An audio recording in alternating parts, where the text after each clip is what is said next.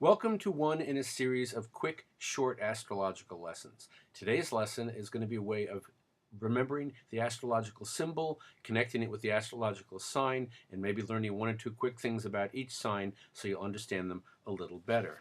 And the first sign in the zodiac, the first sign that begins spring, is Aries, the ram. Very clearly, it's the shape of a ram, and that's something to remember about Aries. They will ram their way through something. They're very forceful, they're very energetic, they just got to do what they're going to do, get out of their way.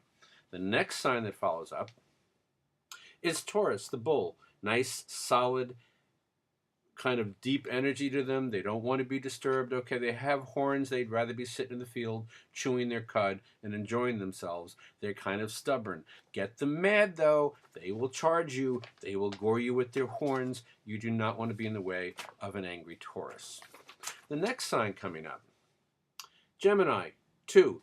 The twins. If it helps, think of two people talking to each other, because that's what Gemini is about. Communication, talking, the transfer of information, ideas, buzz, buzz, buzz, two people talking all the time. Fourth sign of the zodiac, Cancer, the crab. Okay, this might not be too easy to remember, but if you look at this symbol, then think of the claws of a crab, and you have the idea behind the very crabby Cancer. Cancer is a very emotional sign, and they can be very crabby. They also, something to remember, is they carry their home on their back. And Cancer is also very much about home and mom and everything associated with those ideas. Next up, Leo the lion. This one's a no-brainer. It's a lion's mane. Roar, there's your lion. Lions are in charge of things called prides. Lions are proud. Leos are proud. They make wonderful leaders. They can be the leader of the pack, but they do need to be the leader, and they do need a certain amount of center of attention. But once you give it to them, they're loyal friends. Next up, okay, what the heck is this? This is the sign for Virgo. It's kind of like an M, and it's kind of got this growth on the side of it. Well, this is a good symbol for Virgo, because Virgos are complex. Virgos are a little confusing. Virgos seem a little overwhelming. They're very persnickety. They're very fussy. Virgo is not about virgin. Virgo is about purity of essence and perfection. And if you want to think of something complex and frustrating and rule-bound, well, there's your symbol. So the next symbol, this is another no-brainer. It's Libra. The scales, the balance, and there's the balance and there's the scale, okay? That's how you weigh things, and Libras do that. They balance things, they consider both sides, they're always looking to partner with someone, they're looking for harmony. But don't kid yourself, they also make great warriors. Why? Because any general will tell you they're there to bring peace, one way or the other. So don't forget that. Libras can be dangerous too. Next up, Scorpio. This is pretty easy. It's the letter M, but it's got that little stinking little tail that Scorpios use to sting you and kill you. And that's a good point about Scorpios. They're very passionate, very intense people. Don't mess with them. They will get vengeance on you, and it will be, well, it'll hurt, just like a scorpion's tail, okay?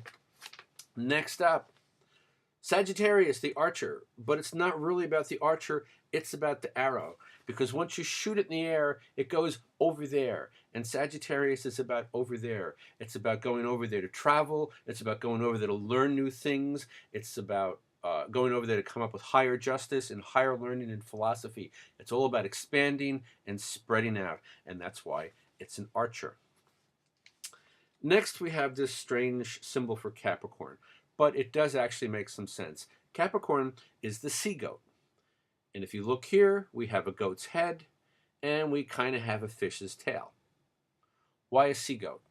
Capricorns are very determined signs. Once they decide they want something, they will wait forever to get it, and by hook or by crook, they will find a way to get it. So symbolically, they go from the top of the mountain, where the goats are, to the bottom of the ocean, where the fish swim. And that's how they cover all the ground when they want something. Aquarius, the water bearer. No-brainer, it's water, Aquarius bears the water.